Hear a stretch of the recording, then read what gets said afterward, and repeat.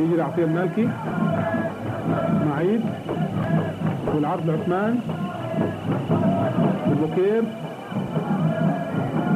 وشوط بوكير وجول وجول حلو، جول حلو، شوطه عنيفه. ممكن نشوف ثاني وسجل الاتحاد الهدف الاول. جول جول جول جول حلو وعنيف. ممكن نشوفها ثاني. تمريره من المالكي لعثمان مرزوق لبوكير وكان مبروك. سعد بريك، بوكير، علي عشعوش،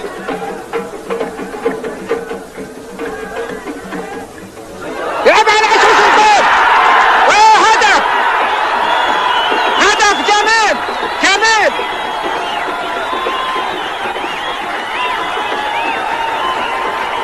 هدف لحظة الكرة هذه، صلح نفسه ومشي ولعب على طول ومن جوة سقف المرمى، معلنة هدف التعادل لنادي الاتحاد.